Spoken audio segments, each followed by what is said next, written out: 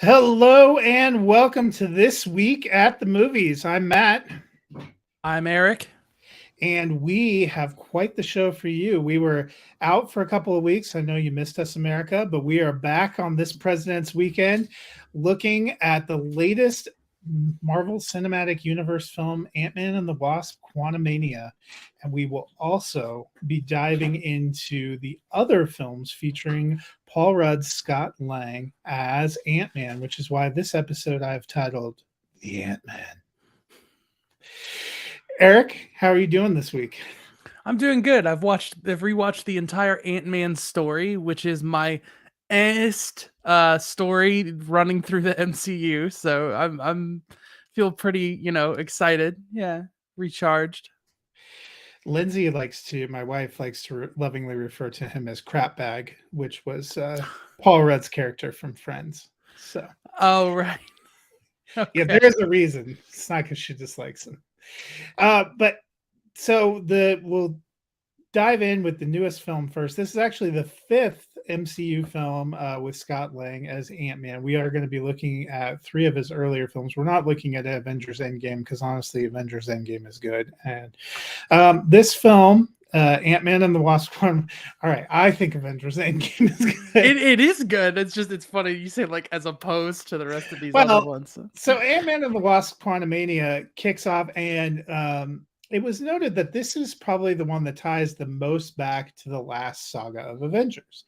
So really, that's kind of where it picks up for Scott Lang. He had a huge role in Avengers Endgame after not really fighting with the Avengers much outside of one movie that many people like, but Eric and I don't love, which I'm very excited to get to in a little bit.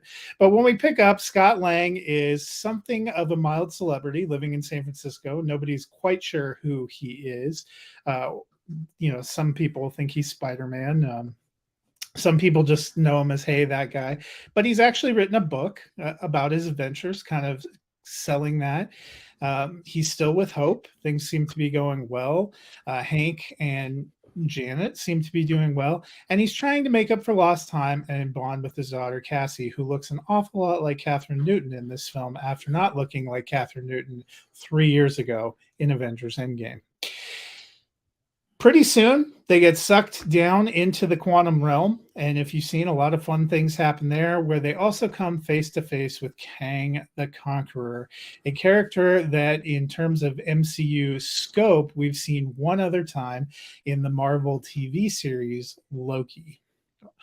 But that ends up being kind of their big villain here. We'll get the stills. I don't want to forget that I Yeah. actually downloaded pictures. Here is Paul Rudd as Scott Lang against Kang the Conqueror, played by Jonathan Majors, in what I thought was probably the best performance of the film. And one of the things I like best about the film, I'm going to be honest, as we'll get to, I haven't always loved the Ant-Man films.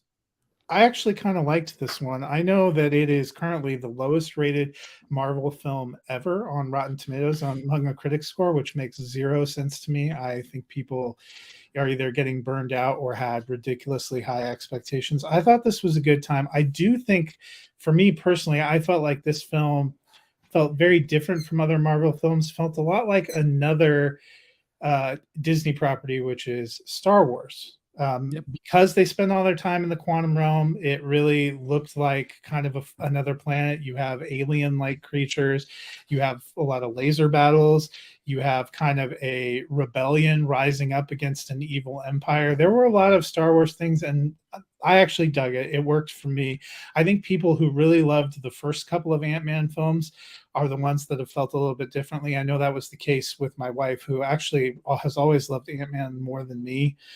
She thought this one was okay. I actually liked it more. I enjoyed the back and forth. I did miss Michael Pena, Judy Greer, some of the ancillary characters that don't make an appearance, but I'm giving it a mild thumbs up. Mm-hmm. Well, I really liked your summary of the story, and it starts with what my thoughts on the movie are, which is we open this movie with a tag that reminds us once more that Janet Van Dyne was in the quantum realm. And we are introduced to Jonathan Major's character very briefly, and then we pull away. And then we do a scene that's very similar to a scene that happened in the beginning of Doctor Strange and in Spider-Man Far From Home, where they talk about like goodbye to Endgame and whatnot, before very, very, very quickly they end up in the quantum realm, where the characters are split up, and almost like the Ewok situation, Return of the Jedi is happening on one end, and on the other end, you have Janet Van Dyne and them having to go find Bill Murray. During which time there Maybe a are little bit like the Cloud City. a little bit like Cloud City, with that beat in there twice, but like once reversed, where it's like, "Hey, old friend, fight, fight, fight." Ah, that proves we're friends. Like So does that make Evangeline Lilly the Chewbacca of the story? C-3PO, unfortunately. Um, so like there is a stream, a constant stream of references to other movies that were the building blocks of this movie up through Kang. I mean, the way that MODOK's character, which I don't think I'll spoil just in case anybody else is, still going into this. But his "there is only MODOK" line to an actor who was in the most recent Ghostbusters movie. They quote the fourth Indiana Jones movie with, he's like, "There were other women, but they weren't you, honey." Like this script feels like it was built off of building blocks pulled from other stories. And then it leads up to the Death Star is about to take off, but then there's unique elements from the Ant-Man franchise that come in with, an ant storm and so many other things. And a part of that, I think, comes from one of the writers of Rick and Morty being on the staff, and a little bit of over reliance on the technology that they've developed through, I think, The Mandalorian. And Yeah, the first that is movie, 100%. They said they did the exact same style that they used for Mandalorian. which you know what that is. It's the LCD screens for 360 degrees so that you have a circular environment. But what's starting to become apparent is everything is in this little shell. Like they can have fans and wind and things like that, which makes you have to do ADR and all these kind of things. But it's starting to become really obvious that everything is shot in a room and everything feels like a new age 2020s studio set, where there's this fake feeling like everything is being shot in camera, but it feels just like a green screen. There are no green screens, though. Everything is light coming from the LCD screens that are showing the actual environments for them to react to. And so for it to feel so fake at times, I think is a little bit of a disappointment. But Marvel's been having a trend of some stuff like this happening for a while, where people have been disappointed in the visual effects and worried for the VFX artists being pushed. And I think this was still like a cut above some of the VFX from, say, Thor: Love and Thunder. But yeah, the world that's being built is on shaky ground. The script that's being built is on shaky ground. And despite all of that, I really did enjoy this movie. I think Paul Rudd has the ability to take the material and turn the emotions of a scene on a dime between comedic and serious. And I think Hank Pym's character is written to be a lot different than his character has been in the past, who's had a little bit more of an ego and a little bit taking himself a little more seriously. Get off my lawn, Phil. Yeah. And now he's like, "Oh, what can get me drunk?" And like, I'm just imagining the burps of Rick from Rick and Morty. And, you know, there's just something still, though, that actor keeps himself so rooted in a particular mindset that I feel like he holds things together well. And that's the thing ultimately is, and Marvel has always sort of hung on their ability to get their characters right. And this story hangs on the characters being believable in what they're doing and selling the emotions of their relationships. And that's ultimately, I think, what saved the movie for me. Like by the time they're in the end, Hope makes the decision to go back and stay with Scott despite what's happening. Which, hopefully is mysterious enough for people and not too spoilery. I felt for that. I was like, and it just, Jonathan Majors coming in and owning that like bizarre position where I thought for a second they were doing something kind of like Doctor Doom in the comics, and they kind of are. I think Marvel is at the same time showing their hand that they're in this imagination space where anything is possible, and then what they're giving you, it's like the actors are having to make the world believable and make everything come together. But I do think they were successful, and I do give this one a thumbs up. Yeah, for me, I thought there was good stakes. I really like Jonathan Majors. I think he's going to be great, which is a real plus because he's going to be the man that we're coming against for the next 3 years. Because Avengers Kang Dynasty is not set for release until 2025. But I did think there was an era of this being more fun with all the characters having more fun. I'm glad you called out about Hank because I thought this was. I've seen people really critical of Michael Douglas just seemed checked out. I thought this was the most fun his Hank Pym has been. He had some really kind of funny, cool scenes where he's trying to figure out how to drive that thing. When he calls out to some of his aunts, some of the lines that he's given. I actually thought that was some of the most fun I've had with Hank Pym. I liked what Michelle Pfeiffer brought to it too. It did feel in a large degree like Hope kind of took a real back seat Yeah, for a lot of it. for being in the title of the movie. Yeah. She still has some fun lines and stuff, but your analogy to her being C-3PO is probably apt for where she is in a lot of it. And I know they wanted to focus on Scott and Cassie and kind of building them up. They never really say what Cassie's superhero name is going to be. I was trying to figure out what like flying arachnid or arachnid. I think she's credited for the movie. Yeah, it might be credited, but it doesn't come up. I also enjoyed William Jackson Harper, who played Chidi on The Good Place. He has a really fun and funny cameo. I will be honest, if Bill Murray wasn't the one in that role, that I don't know that we'd even care.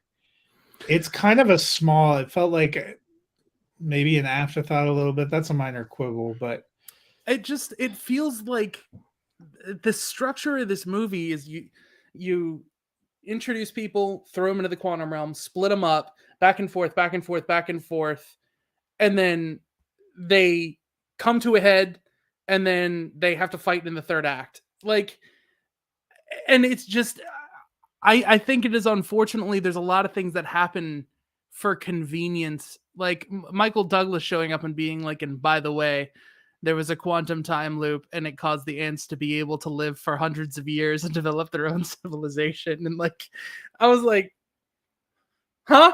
And at the same time, it was the same thing with Kang, where Kang seemed to be able to use telekinesis sometimes and not other times. And it wasn't too bad. It wasn't like he was ever in a place where he should obviously be using the power and wasn't.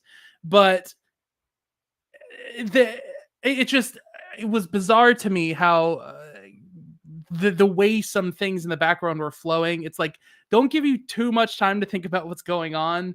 Just keep moving through the story.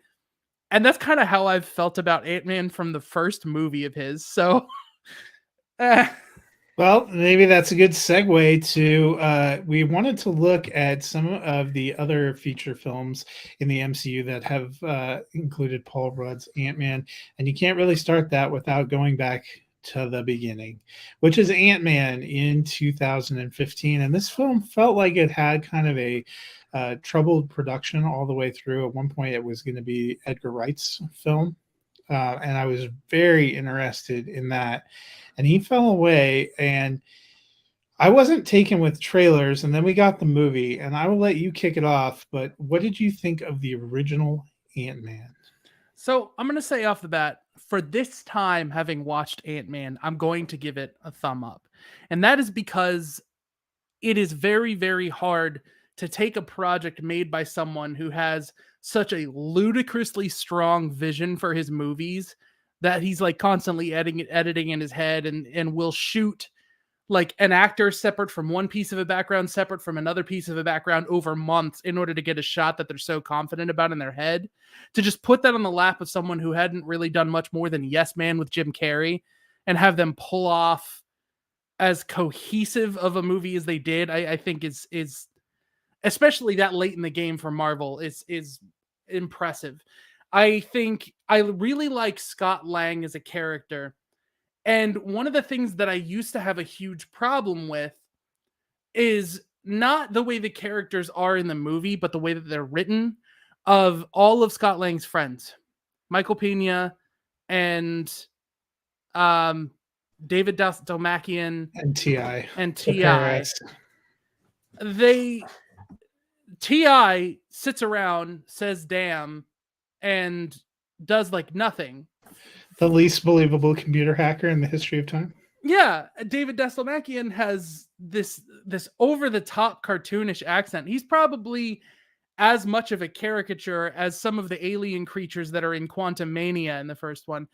And Michael Pena's character, he's doing what he does with him, but essentially it's a character who's just like rambling and heavy with the accent and whatnot. I don't know. It just felt like a little bit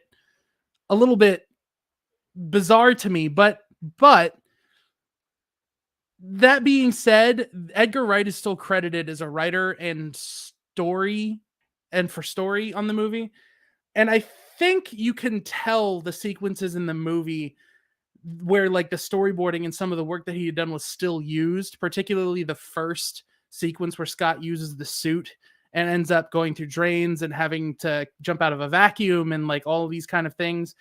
And I think some of the sequences where the story is being passed along through Michael Pena's words and whatnot, I think, and I could be wrong about any of that, but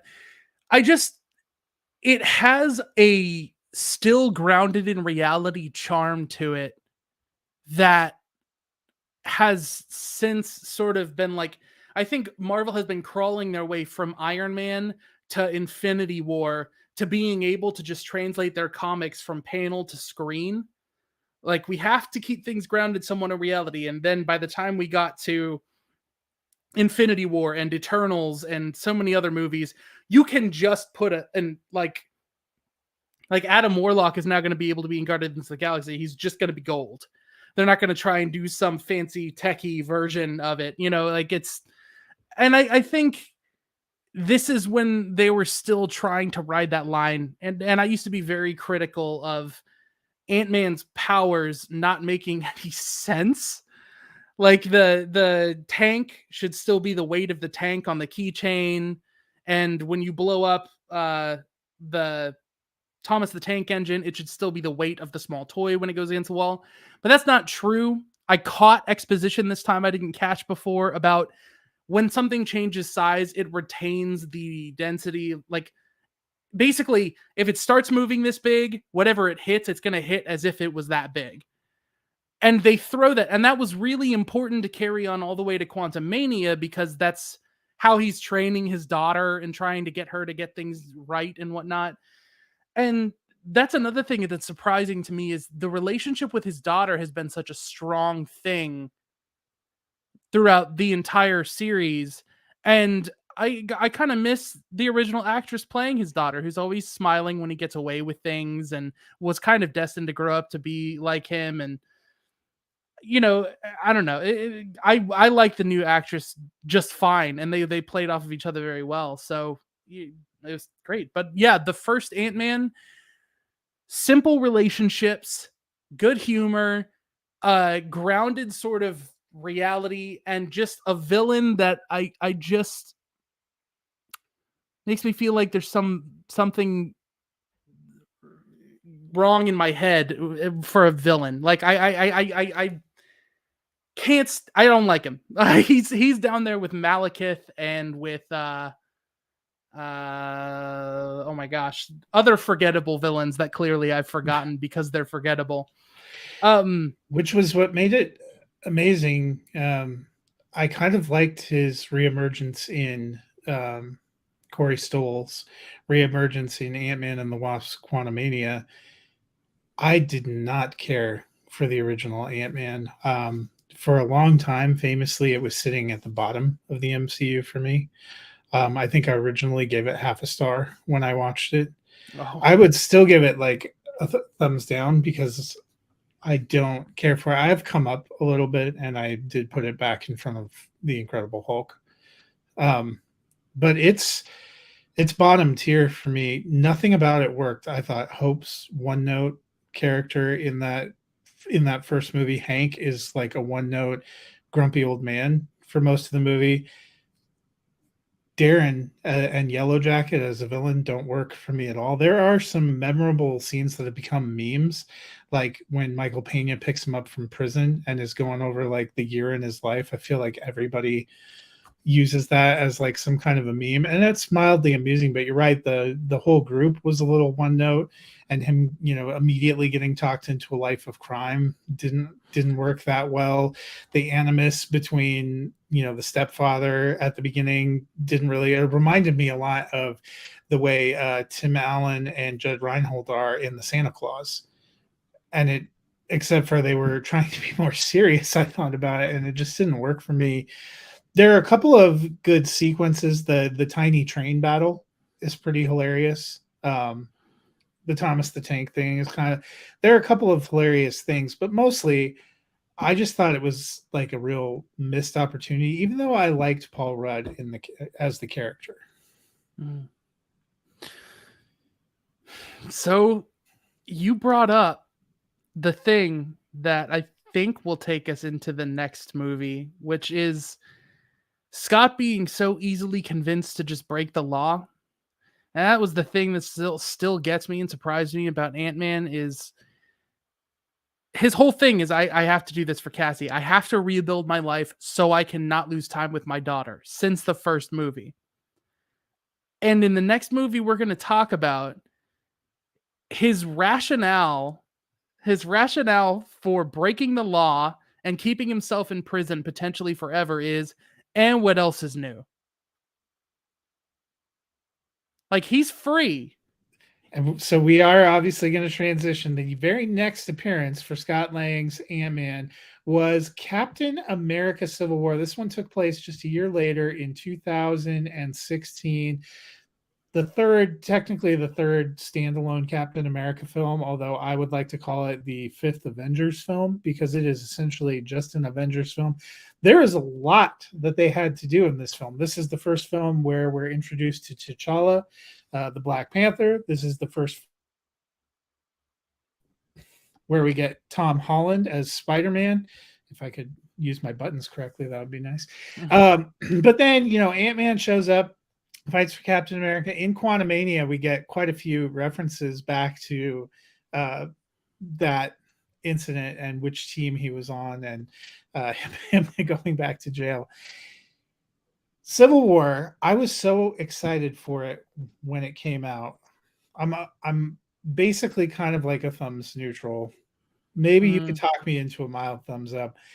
When I remember seeing it the first time and leaving the theater incredibly angry because I thought it was 2/3 of a masterpiece, and the last act for me just went downhill. And it was at a point in time where I began asking the question, how can we invest in the MCU if there's never going to be any stakes? Because you have this entire thing built up as this huge rift between friends and this epic concluding battle. And basically Captain America ends up leaving him his shield and then leaves him like a charming voicemail, and you can tell by the end they're friends again. They were ready to kill each other. I personally feel like one of them should have died. I feel like the entire thing was building up that I don't know what Civil War any of these people have ever been a part of, but in most Civil Wars, there are pretty high stakes and pretty high consequences. And in this, there were essentially zero consequences. Yeah. I'll let you take off. They tried. The scene where Rhodey is injured is the end of an airport scene, and I think that airport scene really sums up the entire movie. This was originally going to be called Captain America Serpent Society, and I think it was going to delve further into the idea of trying to hunt down and find Bucky, and I think it was probably a story that was I think that is a story from the comics, and I don't know what it is, so I'm not going to talk too far about that. But what happened is there was an opportunity to either make Iron Man 4 or do Civil War. And that was the first twist in pre production on the journey to making this movie. And that being said, the journey of constantly having new things thrown into the pot kind of makes me respect the Russo brothers as geniuses for being able to come up with what they came up with. Um, so as you said, this movie introduces T'Challa and the Black Panther in a very crucial role for the story they were coming up with that's unique to the screen and for the comics. Because you have the idea in the story, the Civil War, that superheroes wear these costumes partially to protect their identities. But at this point in the MCU, you didn't have a single superhero whose identity was private. Okay. You did Ant-Man just before this movie came out. And then putting him at the center of this whole thing, like, is he going to be outed as the Ant-Man or not? Didn't feel like it had the emotional consequences of that. And they had the rights to Black Panther and Wakanda and being able to, do that.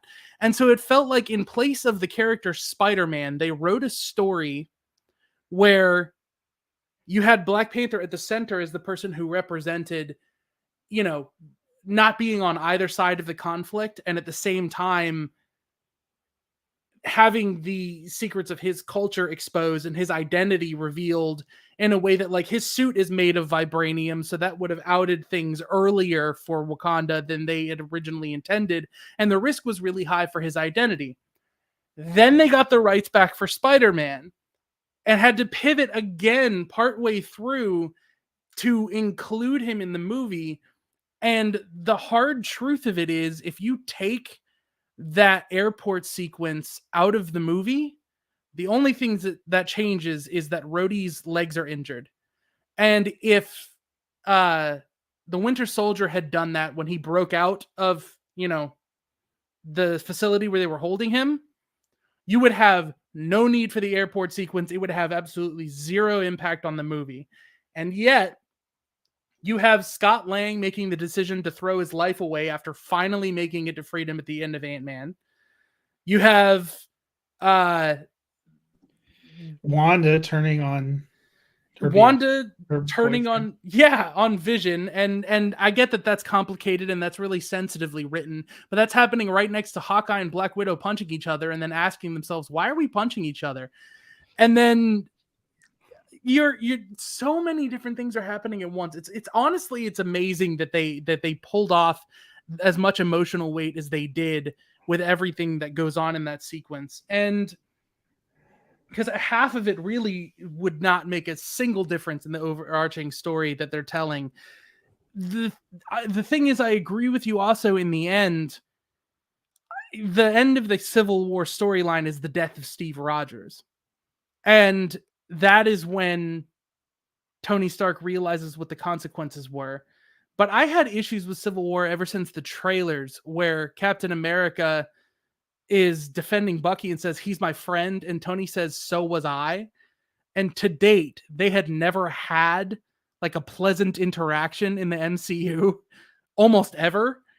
And it just felt like the movie was trying to earn things, and to varying degrees of success across the whole thing. And that's why I still only give it one thumb up. Like you said, it feels like it's, I'm going to say 2/3 of the way towards being some sort of masterpiece. And I just think pieces here and there fall apart. Like, you didn't introduce Tony's mother until this movie, and he broke up with Pepper Potts off screen. So even Tony Stark, which was like a weird thing, because seemingly a year later, when you have the first Spider-Man, they're back together. Yeah. And like, he's with her when he's still an Avenger. Yeah, they were never apart all over the place, except for in this weird movie. Yeah, it's like for a second they had to make Tony a different character. And it's weird because the way they made him a different character lines up with a lot of criticisms people had of Marvel villains at the time, that they weren't very well rounded. So it's like, you take away Tony's love life, you take away his backstory with his well, they didn't really take away his backstory with his company, but all he is the guy running the Avengers. And that's sort of where he starts. And I think they did a good job from that point of writing him into the movie. I just don't understand why they shoved things into that point. It made so much more sense to me to sort of be able to have Tony Stark say, "Hey, I have someone at home. I have to think about them," versus Captain America, who's been alone since he's been unfrozen, and the only person he has to carry about is Bucky. There's just so much with these bigger Marvel movies. You can always say they took on these massive tasks. Why didn't they do this and this and this perfectly? And it kind of sounds like, just being, I'm sorry, like a butthurt fanboy trying to nitpick some things, but I think in this movie there are some significant issues with choices made for this story. And so I'm just going with the one thumb up. I guess there's another thing that's bothered me, and they work really hard to make Tony Stark and his viewpoint on the Accords a villain.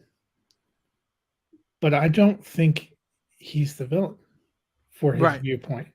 I actually think Steve is the villain for his viewpoint, because honestly, there had been a lot of talk, even apart from the films, about the fact that we were kind of starting to see these Avengers films where they're wreaking a lot of havoc and there's a lot of collateral damage, and we seem to just be glossing over. I remember a few, during the summer, Entertainment Weekly, when it used to be an actual print magazine that had stories instead of whatever weird internet hybrid it is now, had a summer movie body count, and they would do things like from Avengers or from Avengers Age of Ultron, the collateral damage, like that you're actually watching thousands of people have their houses destroyed and get killed. And are the Avengers wrong for trying to stop and somebody that's evil? No, but is it wrong to say that there is collateral damage and maybe they should be held to account? And that honestly is the entire point of Watchmen. Alan Jacobs wrote all the greatest DC superheroes and came to believe that if superheroes exist, they wouldn't be these noble people that should be allowed to operate autonomously. They would be a threat to society. And I thought that idea has some merit, and they just try to use it to make Tony seem like a callous villain, and that actually bothers me a lot. And then almost at the end, he sort of seems like he comes to his own conclusion that, oh, I was wrong about everything. You weren't really wrong about everything. And it's just, you can have this ideological battle and have it work. I think that's what makes The Dark Knight work so well. You have two polar opposite extremes in a vigilante who believes so strongly in the rule of the law they would break it to enforce it, and an anarchist who believes in nothing and no one. They also had a completely flipped view of humanity and the nature of humanity. And you can do those ideological battles and make them work. Maybe it works better if you have clearly a villain, but that was probably the hardest thing for me, because then after that you flip back to Iron Man is going to become like the most central heroic sacrificial figure for the Avengers. It just, maybe you're right because of the different ideas and maybe different iterations of where they could possibly go, but it just didn't. I liked the idea. I was excited to see them. There are moments of it that I think are fantastic. But the third act I just wish the fight at the end had still been about it. Yeah. I think you're right that Tony has a really strong leg to stand on. I think that the government in their world is the same one that wanted to nuclear bomb New York because there was a hole in the sky. So I don't know how, like, I understand both sides of the argument they pitch, and they do a good job of having them put their ideals out. But the fight in the end it has nothing to do with any of that. It has to do with, I'm going to kill Bucky because he killed my mom. It's like, even though oh he didn't well. know what he was doing. Well, Right. we'll move from that to just immediately in the wake of Infinity Wars, which was an epic saga that left all of us emotionally devastated. They rolled out Ant-Man and the Wasp: Quantumania because you know what? Paul Rudd's Ant-Man wasn't cool enough to get involved in the Infinity War. He's just kind of out there doing his own thing in San Francisco. A lot of people have commented that it feels like Ant-Man's films, part of the struggle that they have is that they're almost non sequiturs in the MCU, where the first one Yeah. pops up is kind of like a palate cleanser, where the second one pops up is kind of like, well, we're going to have a tangential connection, but we know you're super bummed out and we're not ready to give you the conclusion and you need something. So enjoy this second Ant-Man. I have to admit, after not being a fan of the first one, I had criminally low expectations for Mhm. this second one. I actually thought it was better, but how did you feel about Ant-Man and the Wasp? Well, I'll never forgive them for wasting Walton Goggins. I Well, like that. they're good at wasting because Bill Murray's MCU time has probably come and gone in Yeah, ridiculous scene. they that he is such a good character actor, and there's so much. But I have to say something. Ant-Man and the Wasp is the same team kind of from Ant-Man, but the machine is flowing like water. That like in Civil War, this is a thing too, where their productions are shooting on location and they're shooting for the VFX team. So they're shooting things for reference lighting so that they can composite like all these super complex.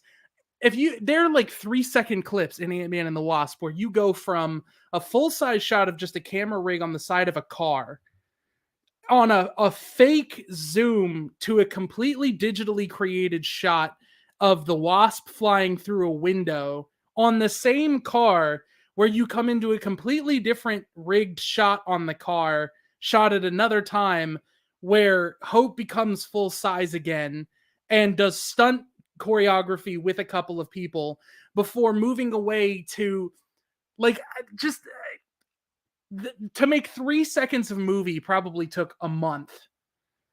And to have the foresight to be able to pull it off and make this thing look like it was shot as candidly as it was. This feels like a movie where someone's just like running and gunning and like holding a camera and just like walking around shooting.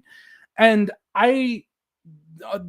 honestly they pulled off some incredible special effects and some incredible things. Now, the problem is when you get 99.9% of the way towards something being realistic, that uncanny valley thing happens and the 0.1% sticks out like crazy. Like how Scott Lang, no matter what size he is, his voice sounds the same. Like and Ghost, how hard those VFX people worked to make ghosts phasing like visuals look the way that they do, only for no one to ever consider that she's not on the bottom floor of a building and should be falling through the floor.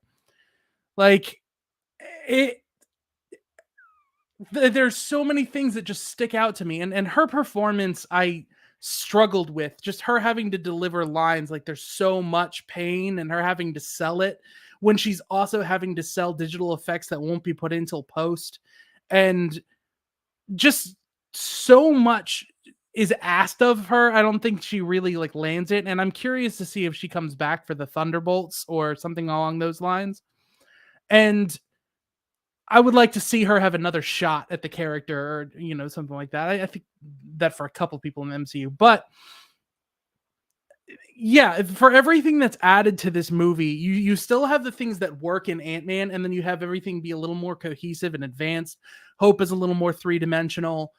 Uh, Hank is a little more 3-dimensional. Paul Rudd having to play Michelle Pfeiffer's character being him was like I love that. That was And a hilarious scene. yeah, and there was just still trying to use exposition to get away with some of the side that they're throwing out, and that's always going to be a part, I think, of the Ant-Man movies. But honestly, it has a very appealing structure to it too. That whole like constant go, like from start to finish, the movie is all one continued sequence where there's gaps. It's not like it all takes place in like one shot or anything, but it's one day that they're having to get all of this done, and he has to get back. It. Yeah, what is I keep Randall Park. Yes. The banter between him and Scott at the end, where Scott said he's like, "I'll see you around," and he's like, "Where? I thought you were going to invite me somewhere." And he's like, "Do you want to get dinner?" Like Well, and then at the beginning of Quantumania, they're having coffee together. Like, yeah. and that was one contribution. This one has like it has nothing to do with anything, the post-credit sequence, but it's still fantastic. Mm-hmm. With the ant just sitting there drumming. The giant ant. There, it was a good time. I think it falls in an unfortunate spot in the MCU in terms of, everybody's like emotionally spent after Infinity War. And I feel like Infinity War was the beginning of May, and this came out like in July. Yeah. So it's not like they gave you a ton of time to make an adjustment. And then you're kind of all just into it. And then didn't Captain Marvel come out in the fall after that? Because Captain Marvel we needed for Endgame. I think Captain Marvel was then it might have been February, the following February. No, because Black Panther came out in February before Infinity War, and then Ant-Man and the Wasp came out. Captain Marvel came out, I think, in the fall, and then because it had more of a direct link to setting up Endgame. It was a weird stretch of. I liked Ant-Man and the Wasp for what it is. It's a mild thumbs up. I think having zero expectations helped. I actually think it's one of the more fun ones on a rewatch. Mm-hmm. I remember thinking it was an improvement at the time, but when we were going through it and rewatching them, not watching like the whole breadth of the MCU, but just I watched the 2 Ant-Man films to get ready for the next Ant-Man film. It's got kind of a fun standalone vibe. Yes. That was the big thing for me, is watching Ant-Man's story separate from these other bigger, more iconic, like stuck to these other characters' stories. So I avoided watching Endgame. It was a good idea to like not do that for this, because I feel like that would. Once I watched Ant-Man and the Wasp and got to that post-credit scene, I was immediately on to Endgame, and then I was drained of all my ocular fluid. And then I spent a couple of days wandering around feeling sad. And then we went to go see Ant-Man and the Wasp: Quantumania. Pick you up a little bit. I gotta say, Quantumania's beginning of "I saved the world" and the end of "Wait a minute, did I just end the world?" I don't think about it. Though whoever wrote that into the script deserves a gold star or something. Someone's got to give them kudos. Well, we went a little bit longer than normal, and that's because we had a lot to say about the Ant-Man. So you can check out Ant-Man and the Wasp: Quantumania in theaters now. If you don't have copies of the past Ant-Man films or Captain America: Civil War, they are streaming right now on Disney Plus, as is almost the entirety of the Marvel Cinematic Universe archive. I don't believe they have all the Spider-Man films because those bounce around, but you can go dive in and get your fill of Scott Rudd, or you can go to HBO Max and watch the later seasons of Friends if you want a different kind of Scott Rudd. Paul Rudd, Scott Rudd. I kind of like that, he's been it so long. Paul Rudd. Well, that'll do it for this week. Next week on the horizon, there's a bear. There's a kilo of cocaine, and there is a lot of violence in our future. Hopefully, if you're keeping track of the upcoming releases, you'll be able to determine what movie we are talking about. But until then, enjoy your time at the movies.